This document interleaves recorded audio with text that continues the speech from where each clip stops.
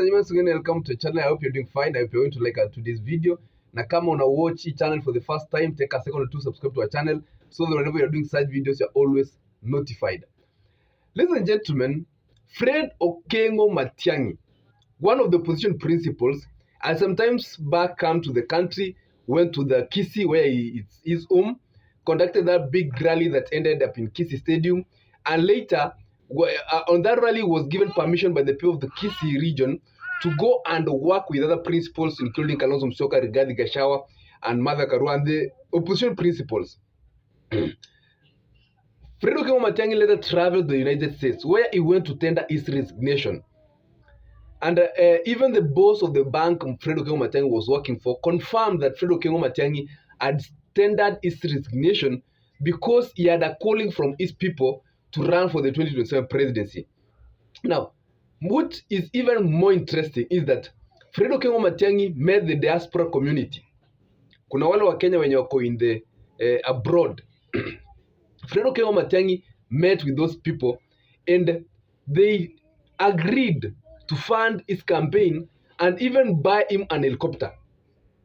As we're speaking right now, they're making weekly contribution that by when it's near the campaign period, they'll have bought an helicopter for Fred Okengo Matiangi to run for the presidency or to campaign for the presidency of 2027. And this is even more interesting to the opposition. Anybody who will get the flag bearership of the opposition, if he'll get the support of the other opposition principals, should it even be Natembeya? Let's assume the opposition lands on Natembeya and says now, for example, it's Natembeya who's been given the flag bearership of the opposition and is supported with the Rigathi Matiangi. Trust me, he's going to win that election. Because should it be even Kalonzo Musyoka, should it be Fred Matiangi, that person will eventually win that 2027 election. And this is simply because of a very good reason. Remember the 2022 general election, Kenyans went the ballot to vote to elect President Ruto. That election was, we are going to vote to elect President Ruto. Remember at that time, President Ruto had a good campaign slogan, bottom-up agenda. The Mama Mboga border issues he was articulating them very good in his manifesto. But 2027, a good number of Kenyans will go to vote to remove President Ruto from power. And it doesn't matter who is being elected. People will be caring much on getting this government out of power than what person is getting to power. And if the opposition doesn't split, then it means that that 2027 election is going to be one of the elections in this country that is going to attract one of the biggest turnout. Remember the 2022 general election had 14 million Kenyans turning out to vote. Out of the 22 registered voters, million voters, about 7 million voters never turned out to vote. But with the way things are right now, the demonstration we are seeing, the complaints that are coming, then the 2022 general election, 2027 general election is going to even go up to 17 million people turning out. And rather the people in this election, 65% of the people voting are the youths. Ladies and gentlemen, I want to give you why I believe that 2027 general election is going to be one of the, as I've said, one of the biggest, with one of the biggest turnout, and also one of the most transparent. Remember that if you've been voting previously in the 2022, 2017, 2013 general election, the youths of Kenya have not embraced technology in the previous election. You just go the polling station, you vote, you count the votes and submit, and you can't even see the results online. But that 2027 general election is going to be characterized with youths using social media to the most extent to offer evidence of results from polling stations. If you are voting in a primary school A, people will be recording when those votes are being counted.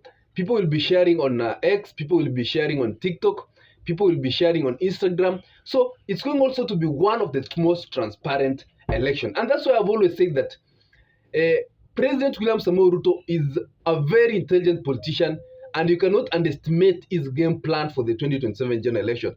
You can't just sit and assume that President Ruto will just wait to lose terribly that election. And that's why we all Kenyans are watching the opposition closely, because it's the opposition that can decide to give this current government a chance if in any case they disagree on who is going to be the flag bearer and end up with even 3 flag bearers.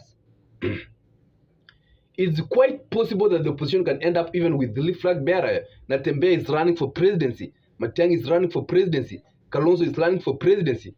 Then those votes are divided across these 3 presidential opposition votes are divided across these 3 presidential candidates. Then automatically President Ruto and Raila Odinga will be re-elected, even if it means that that election will go to a runoff. They will be between number 1 and number 2. So the last card to be played is the opposition card, and that's why it's very important that the opposition sits down right now and decides that we are going with Kalonzo Musyoka or we are going with Matiangi, and Kenyans decide that way. But in any case, there will be a split. This is the dangerous or the worst case scenario now.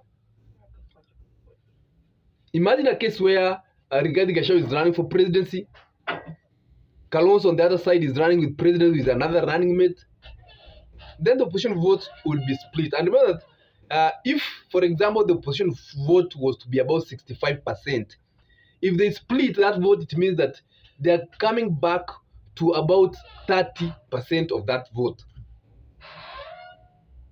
And the union of Ruto Raila can get 35, 30 to 40%. Then that contest will now be even tight, leading to a runoff. But most importantly, if the opposition is united, Kenyans are going to vote for whoever person is going to be elected as a presidential candidate of that election. Others, ladies and gentlemen, that's all I have for you today. You can tell me what you think about the position, Fred Okengo Matiangi. And remember that the indication that the diaspora of voters are ready to vote for Fred Okengo Matiangi. They'll be even willing to support any presidential flag bearer who will be elected who will be given that ticket to run from the opposition side.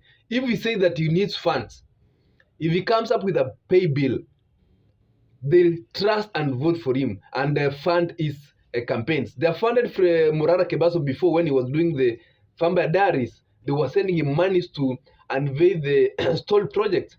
What will be difficult for them funding an opposition presidential candidate? You can tell me what you think in the comment section about this story and the 2027 general election. What will determine who wins that election. Others, ladies and gentlemen, have a nice day, stay safe wherever you are, and have a nice weekend ahead.